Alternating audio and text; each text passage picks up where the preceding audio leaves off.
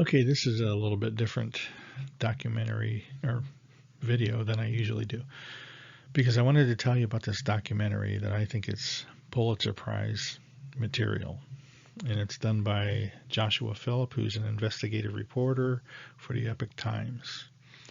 And I wanted to give a Cliff's Notes version of it, and that means I have to go really fast. The documentary is 55:47, so it's almost an hour long, and hopefully I'll get through this in 30 minutes at least, or quicker. So part one of this documentary starts with the story of the Wuhan Seafood. So it was announced on December 30th, 2019. There's occurrences of a pneumonia, unknown cause at the Wuhan Seafood market. So this came out, from the Chinese press. And then they closed the seafood market on January 1. So somebody had already decided that this new coronavirus, which back then was called 2019, N for nouveau, CO for corona, and V for virus. So 2019 NCOV. And that's what they called it for a long time until they named the disease that it creates, and that would be COVID-19. So they closed the seafood market, they being whoever was in charge. Somebody from the Communist Party came down to Wuhan and was already there and closed the seafood market. So Hong Kong, here's a guy who criticized them right away for closing and disinfecting the market. He's saying that's like destroying a crime scene. Why would you go in there and disinfect the market before, sending some hazmat people in there and taking some samples and, instead of just, disinfecting everything and killing everything.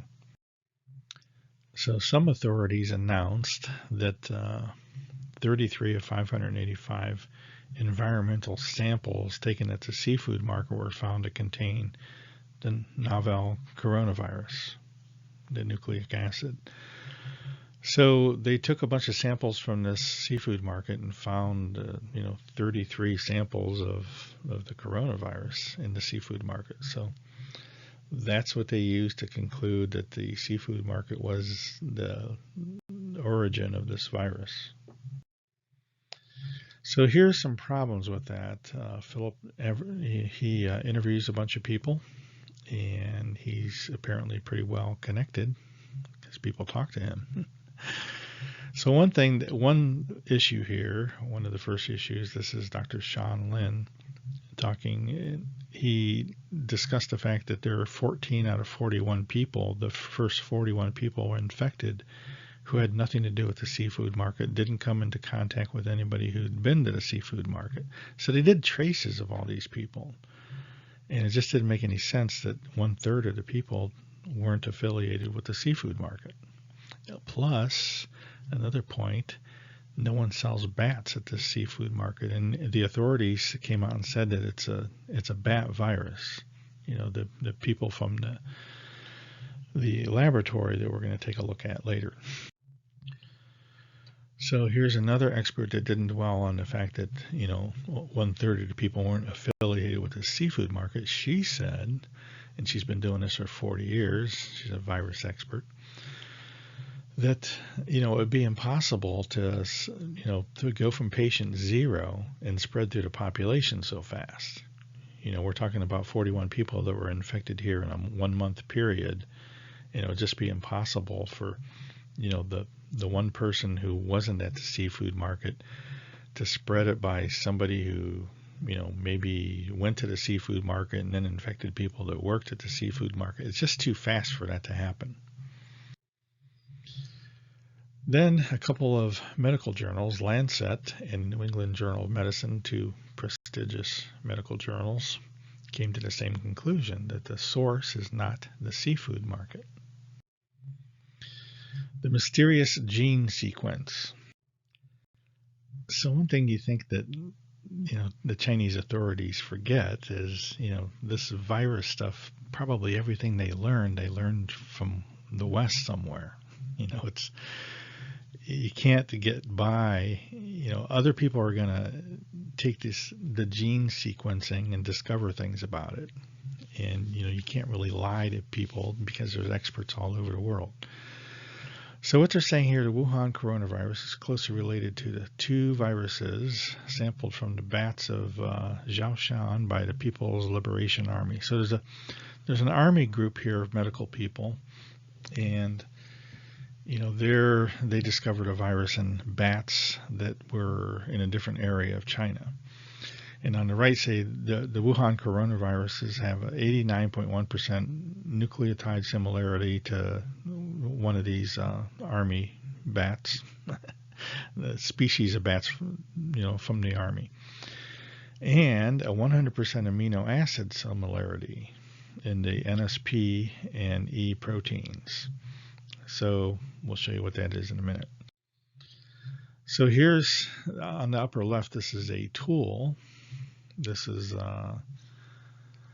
something that researchers across the world can use. It's an application program made by the U.S. National Library of Medicine from the National Institute of Health. So you can look up, sequencing of viruses, and you can find out a lot about, everything's documented in this big database. So they came up with the same conclusion using this tool that, 100% of this, one protein was similar to another virus. So they're talking about this and how this could happen. So here's back to these two experts on viruses. So the guy says, the only way this could happen is a reverse engineering process. Those proteins were, grafted onto this virus somehow. And this lady, Judy, she's a molecular biologist, and she says that it had to have been laboratory driven. You wouldn't find that in nature. You wouldn't find a virus in nature that had patches of other virus, that were artificially, put on that virus. So the Institute of Pasteur in Shanghai published a paper stating that the S proteins, or crowns, are genetically similar to SARS. So here you see these spikes, or they're also called S proteins. But this is why they're also called coronas, because, coronavirus, corona means crown. So it's a coronavirus because it has all these spikes, and these spikes are actually a protein. So without these spikes, this virus would never have a chance of affecting a human. So here it shows these S proteins taken from SARS virus make it possible for the new coronavirus to infect humans. That's what this guy's talking about, and there's a graphic on the left that shows it. So a human cell has these receptors, and these receptors, will not, be able to, they call it a lock and key. So the lock is the human cell, and the key would be these S proteins. Both experts describe these S proteins the same way: lock human cells and key the proteins or crowns on the coronavirus. The natural S proteins of coronavirus cannot infect humans. Now, you think, why? Well, SARS was a coronavirus and it affected humans.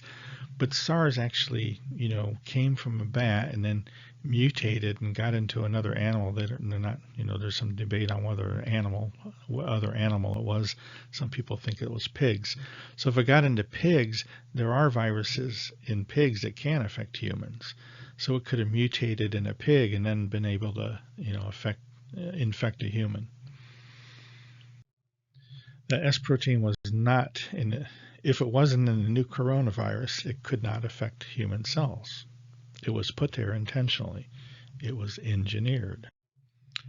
Now here's something that China is going to want the rest of the world to think is just a big coincidence, because this lab, was successful in creating a new virus that was engineered to attack humans. That was reported to the National Health Commission, and the National Health Commission did nothing. So these people who published this and gave it to the National Health Commission, decided, okay, you're not going to answer us. We're going to publish the genome for the entire world, and that's what they did. So the same team that reported the virus published the genome sequencing for the world to use. Why do you want to have the genome sequencing? So you can recognize that this is the new coronavirus, and it's dangerous because we don't have a cure for it. We don't have any drugs for it. It's brand new. We don't quite know what it's going to do or how fast it's going to spread. But here's the sequencing for it so you can recognize it. So existing virus samples must be destroyed. This came out of, it was directed at the Wuhan lab, coming from somebody in the Chinese Communist Party. So they're directing them to destroy all the samples of the virus and all the papers. And, the problem is the world already saw the papers, because this woman that we'll meet in the next section, published papers for everything she did. That means the Chinese Communist Party did not want to genetically sequence. They didn't want to publish the genetic sequence. Now, why would they not want to do that? Well, because the genetic sequence makes it pretty obvious this is not a virus found in nature. It's engineered. Now, so you have an engineered virus running around in China infecting people. An expert opinion on the CCP covering up the virus, allowing it to spread, and not allowing the genetic information to be published. So this guy's talking about that, saying this is crazy that the Communist Party would do this. The Chinese Communist Party is responsible for every person that this virus kills or harms. And now and when the virus returns, because it's going to return, because that's what viruses do. They infect people for a while and then they kind of disappear and then they come back. The work of the bat doctor. So this is part 3, the discoveries of Dr. Jing Li. So this is Dr. Shi again. Now, what she has made an entire career. She's been working on this since SARS. The SARS outbreak was in 2002, 2003. So, for a long time, she's been working on, how to get a virus to cross over to, to cross species, without going through an intermediate species. How do you get it to infect humans? And she published a bunch of papers, and 4 different publications here. This effectively demonstrated the direct human infection, SARS-like viruses to humans without the need for an intermediate host. So without having to go into some other kind of animal and then mutating, go from a bat to another animal, maybe a pig, and mutating in the pig, and then it can make the transition to humans. It can be, transmitted to a human, and, a human can get infected. And then here's another paper that she published, and again, going into great detail. This is in the British Journal, announced the creation of a self-replicating synthetic virus with engineered S proteins. So, that's what you see when you do the genetic sequencing of COVID-19. You see that it's a self-replicating synthetic virus with engineered S proteins. It has proteins from the SARS virus, which allows it to infect humans, but it's not the SARS virus, it's the army virus. So her successful splicing of the SARS virus was a key to open the door to cross-species transmission. So you got to wonder, why is she doing this? So Jing Li and her team also announced studies on primates that are coming up. Now, why would she want to do primates? Because primates are pretty close to human. They're closer to human. So somehow she's trying to figure out, whether this virus can actually infect humans. She's going to try it on monkeys next. And you got to wonder, why? Why are you doing this? And, her work drew a lot of criticism from all over the world. So here's a guy he's also from the Pasteur Institute, but this one's in Paris. So he's basically, the Pasteur bodies in China also criticized her. So he's saying that this is risky research here. He drew criticism from the academic and scientific communities for doing risky research, because he said here that if that escaped, if the virus escaped, nobody could predict the trajectory. So, you're messing with something in a lab that's engineered to infect humans, and it's a virus that's never been in humans before. You don't really know what the effect is going to be. In mice, you knew what it was. It went into a mouse and it destroyed the lungs. And that's probably what happened if they gave it to monkeys. I don't know if they got that far. His statement is exactly what has happened. This is the American expert, Judy. COVID-19 is due to the virus escaping the Wuhan lab. People know this because she published everything she was doing, and here we have the virus now. It's called COVID-19. This is the virus she was working on. So in November, she spoke at Shanghai Jiaotong University on the same topic. She's the keynote speaker here at this university. And she's talking about studies on bat coronavirus and its cross-species infection. So here she is, publishing her work, and now she's a keynote speaker talking about her work. She is able to artificially create a virus that can infect humans. Now, why are you doing that? So, researcher, where's this coming from? Oh, from the university website. Researcher Jing Li of Wuhan Institute of Virology, Chinese Academy of Science, was invited to give a keynote speech. So this was something that the author, Philip, got off of the university site, and it's since been deleted. There's no sign that she was ever at the university now because it's been washed.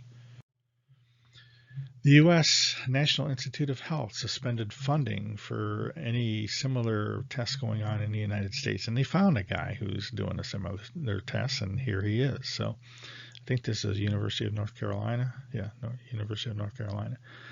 So this happened a while ago under Obama. The National Institute of Health director said no more funding for this kind of research, not in the United States. Then here's an Indian university lab who discovered that there were 4 sequences that were artificially inserted into the COVID-19 virus. So they identified these, and then they identified where did these sequences come from. They came from the HIV virus. So, and then, this was verified through GenBank, the application program, that they actually went in and verified that, what this Indian university discovered is true. Yeah, these came from HIV. So you have a virus here that's got a little bit of the Chinese army virus in it, a little bit of HIV, and, her virus. Researchers found that these 4 sequences are found only in 3 viruses in the world. The HIV virus, Jing Li's virus that is well publicized by her publishing all these papers, and COVID-19. Scientists know all about COVID-19 now, the GP41 protein from HIV. So you see a little picture here on the lower right. This GP41 protein looks a lot like the coronavirus crowns, So, that's what allows this HIV virus to infect humans, is this crown here. Why would China publish research papers on a coronavirus that can infect humans? This guy's questioning, is it a biological weapon? Or did somebody want to create a virus so that they could make a vaccine for it, and they would be the only person on the earth that has the vaccine, and they can let the virus out and then make money off the vaccine? What's going on here? Why would you do that? China's attacks on the USA are worrisome. The United States needs to defend itself by letting the planet know where the COVID-19 came from. So here's another guy, Gordon Zhang, who is an Asian affairs expert columnist. He has a lot to say in this document. Part 4, The Secret of the Wuhan P4 Laboratory. So this is a paper that came out shortly after the pandemic started, after everybody started getting infected in Wuhan. And this paper came from the laboratory, and the paper came out and said that this COVID-19 was likely of bat origin and named a likely species. And guess who, this was the lab putting out this thing, and Dr. Li was, and she was one of the authors of this paper. So in other words, the laboratory that created the virus came out and said that the COVID-19 is, found in nature, and it came from some species of bat that could be this species. But everybody in the world knows that this is an engineered virus. It doesn't come from nature. Authorities did not investigate the Wuhan Institute of Virology lab, when they started seeing all these instances. They said, well, it might be a likely thing to go to the laboratory and see if any viruses escape there and do some testing of the environment there and see if there's some kind of virus that spread to the shipping docks or some crazy place or, the lobby. But they didn't do that. They decided, no, let's not do that. Let's instead focus on the seafood market where no bats are sold. So why did they pick the seafood market? Well, I looked at a map, and it is the closest seafood market to the P4 Laboratory. That's why they picked this one. And they said, let's go in there and fumigate it and make it look like we think that the virus came from this little seafood market. And here I just threw this in. This isn't in the documentary. I just want to put it in there to show you people, how close these are. So this is the Wuhan Institute of Virology, and the P4 Laboratory is inside that building, and that's on the lower right here in the map. And then the Wuhan Seafood Market, which is across the river. It's a 30-minute trip by car, but this is a city of 11 million people, and it probably, if you could go there with no traffic, it'd probably be 10 minutes away. Then the Chinese Communist Party used national news media to discredit anyone who questioned the origin of the virus. Did we think the virus came from the lab? Let's put you on national TV and have 20 CCTV reporters discredit you and say you're crazy. It came from a natural bat, and the bat is this species, and it's found in, Timbuktu, China. So this guy, notices something that, nearly all diseases in China start in Guangdong province. Why? Well, because Guangdong province is, the most populated province in China, and it contains, two big super cities, and that would be Guangzhou on the west side and Shenzhen on the east side of the province. And Shenzhen is the monster city that's just north of Hong Kong. So, and Guangzhou is known as a city where people eat weird stuff like insects and bats and stuff like that. So, you watch your crazy, shows about eating strange foods, and Guangzhou is always in there because, that's where strange food comes from. Strict control of the P4 lab followed with the February 2nd notice to not disclose any information related to the unknown pneumonia. Don't talk to anybody about this pneumonia. This is a directive given by somebody to this lab. National Health Commission clearly mandates that all detection, empirical data, results, and conclusions related to this outbreak cannot be published on self-media or social media or disclosed to the media, no matter what, or to any other organizations, including our own people. Don't say anything to anyone about this virus. Oh, by the way, we have a girl missing. Don't say anything about that either. The Wuhan Institute of Virology filed a patent on the American drug remdesivir. So this is crazy. When this outbreak first started happening in China asked the United States for some drugs, and we gave them drugs. And remdesivir was one of them. Remdesivir was the drug. The first Chinese American to be infected was a 35-year-old guy, kind of young guy, who went to Wuhan and came back during the Chinese New Year. And then he went to a urgent care center and infected his doctor. And then, they put him in that little, virus pod and took him into a hospital. And he was pretty, day 7, the evening of day 7, he was in pretty bad shape. He had pneumonia. So there was fluids taking over his lungs because the virus was in his lungs and he had a lot of tissue destruction going on. So they petitioned for a, application of remdesivir, which is an experimental drug. And they gave him that drug and he recovered overnight. The next day, he didn't have any pneumonia. He didn't have any symptoms other than a cough. It's like getting over a cold. You have a nasty cold that lingers for a week, and what's the last thing you have is a cough. February 3rd, some other guy blew a whistle saying that Jing Li's haphazard laboratory management may have led to the Wuhan virus leaking the lab. So these are people inside the lab that are really concerned. Why are they concerned? Well, they know that girl's missing. They figured that she died. Okay, they were friends with her, and they know that that she died of the virus that was made in the lab, and they're starting to blow the whistle. So this is February 3rd. February 4th, Wuhan P4 Lab. Chairman blew the whistle using his real name that Wuhan Institute of Virology was suspected of manufacturing and leaking the Wuhan virus, calling it the Wuhan virus. Well, that's where Trump got that. February 7th, top biochemical weapon expert of the People's Liberation Army now assumes control over the laboratory. That's kind of interesting, isn't it?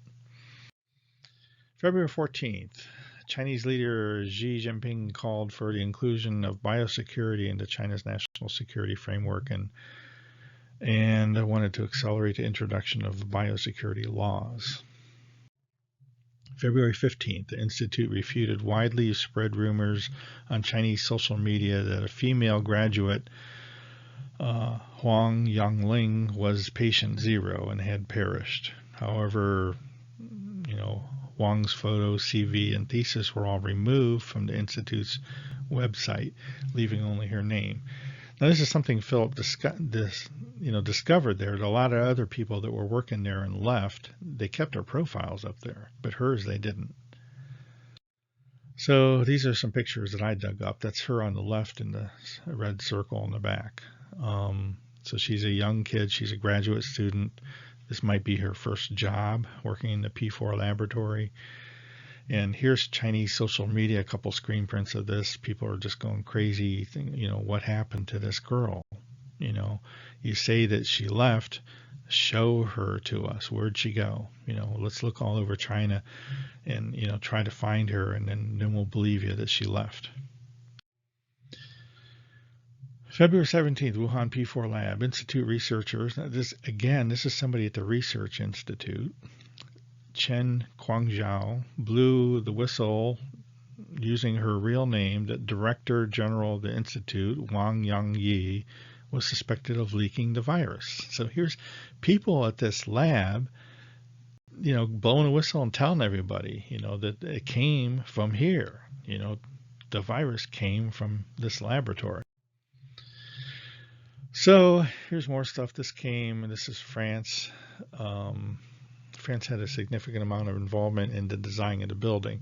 Now, there's a lot of stuff in here that isn't really relevant. I mean, it's relevant, but it's not necessary to build a case against China.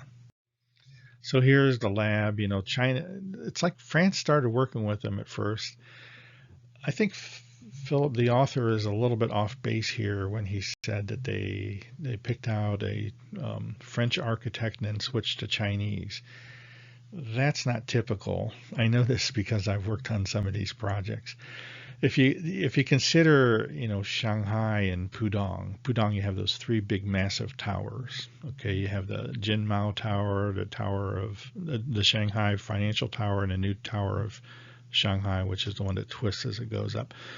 So those are all American architectural firms, and they're all American structural engineering firms. So those are American buildings. But every time you build a building like that, it's like this joint venture thing again. The Americans are forced into a joint venture with this Chinese construction company.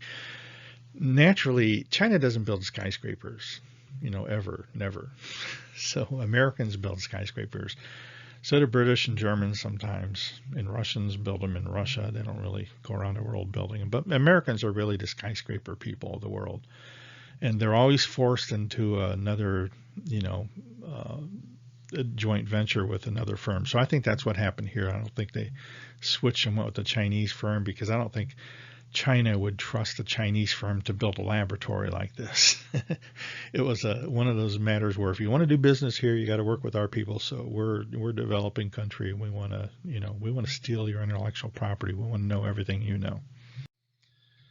So here's some more information in this section about how this structure goes together, the reporting, and he goes into a lot of detail. I skipped a bunch of screens here, but this is, basically, a bunch of people that are long-term members of the Communist Party that are involved in this laboratory, and the places where the laboratory reports to, all the way up to the National Institute of Health for China.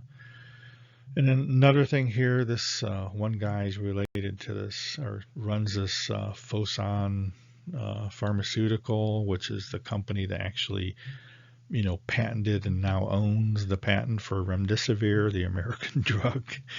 This is crazy. Americans, they'll patent a drug and then they file it with the WIPO, the World Intellectual Property Association or organization. And that should be good for China. But, these guys say, hey, look, we leaked this virus. It's getting out all over China. We may as well make some money off of it. Let's patent this in China. That way we'll be the owners of the drug, remdesivir. And we can make some more money, fixing people in China that we screwed up, that we infected. Gotta love it. Chinese Communist Party, Unrestricted Warfare. So this is another article. This is another section where he goes into a bunch of, gets a bunch of experts to talk about China, had this new directive of, unrestricted warfare. They decided that, in a war against the United States, they would be at a disadvantage. U.S. military is, a lot bigger than Chinese military. China's got a bigger army, but, what good does an army do? Nobody's going to be landing on beaches. It's a different century. So, China would be at a disadvantage without using some other kind of stuff like biological weapons. So this is more on that kind of stuff. But, every country in the world has some kind of biological weapon program. A lot of people, like in the United States, we have stockpiles of biological weapons. We don't, I don't think we do too much. I've done a lot of consulting for the federal government. I've had security clearance, and I've never heard of anybody doing any new biological weapon testing or something like that. There's, it's kind of like the people that are in silos at nuclear missiles. They're there and they're watching things just in case, but it's, we're not aggressively developing biological weapons that take out other countries like North Korea and China, like they are doing. I mean, so, here's another thing where they found out that they have 12 facilities affiliated with the defense establishment, plus 30 facilities affiliated with the People's Liberation Army. They're involved in research, development, production, and testing and storage of biological weapons. So here's another, Communist Party unrestricted warfare thing. This guy says what we're facing here is a biological weapon.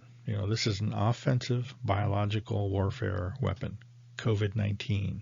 That's what it is. That's what we're dealing with here. So the author gets more people to talk about unrestricted warfare and biological weapons. And more people. Here's a CIA guy, former CIA guy. And back to our Chinese expert. This guy's saying that China announced that they are at war against the United States. They consider themselves to be at war against the United States. That's what this propaganda stuff is all about. Trying to discredit the United States and blame this virus on us. We're, That's kind of crazy. I just don't understand the concept of this. The entire planet knows that this woman at the P4 Laboratory was working on this stuff.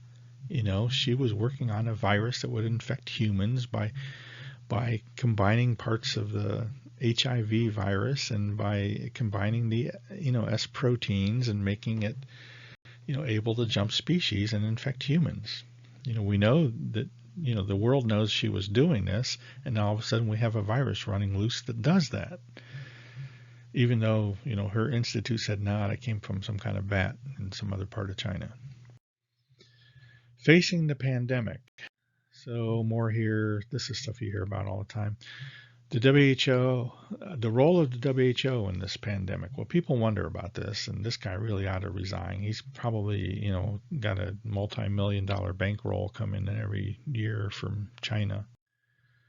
WHO is following the CCP guidelines. People in the West are getting kind of tired of this because the WHO, they protected China all the way. When the United States said they're going to, ban incoming flights, the WHO came out and criticized the United States, and so did China. That's a little bit drastic of a step. Well, it turned out to be not too drastic, right? But we still got infected. That happened. China would not allow the WHO to investigate the pandemic. That's why the WHO went there. But China hid everything from them. Wouldn't let them. They said all the papers don't say a word to anybody. That directive came down to the entire building, not just the P4 lab. The biggest issue is not fighting the virus. It's fighting cover-ups. This is from Judy again, a virus expert in the United States. World Bank also does whatever China wants. A lot of people are accusing China of having way too much influence in the world, including influence in the West. This is something you can't figure out. Every country has a disease, but when China has one, it turns into a global issue. The real disease is communism because they cover everything up. They don't want the world to know that it's their problem. I don't know how they're going to get by this. This is my prediction. This is going to be the worst thing that has ever happened to China in China's history. When it comes out here, the U.S. and other countries and in the world, a lot, probably all of our allies on the same day will come out and say, we have scientifically proven that this virus came from the laboratory. Chinese Communist Party propaganda, but this time it's all going to blow up in China's face. China's efforts to fight the coronavirus outbreaks have been praised by many people. Yes, we do praise your efforts. You put the entire country on lockdown. Wuhan is virus-free now. Maybe, they manipulated the numbers a little bit, but basically it's free. They say they have no new cases. They might have 40 or 50 or 100, but, that's under control compared to, it was the epicenter of the world at one time. So there's a lot of things to commend about China and what they did.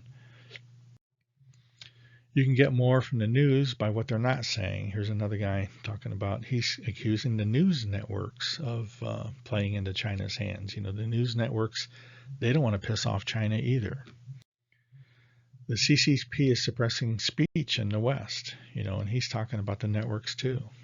Why aren't we hearing all this bad stuff about China? Well, the networks are afraid to say anything bad about China. Same basic suppression and cover-up as Chernobyl.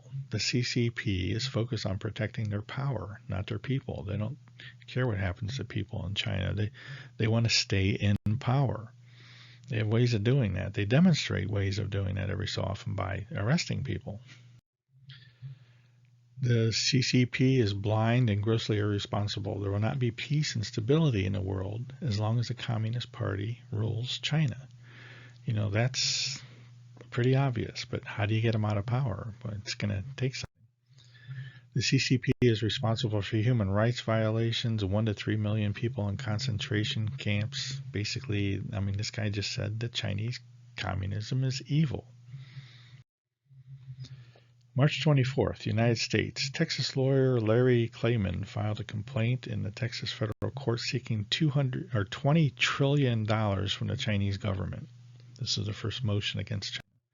April 4th, United Kingdom, the British think tank Henry Jackson Society advocated for compensation of £351 billion from the CCP to the UK. They also said, I think this is still Great Britain, health regulation, 3.2 trillion pounds to the nations of the G7, according to newly released report.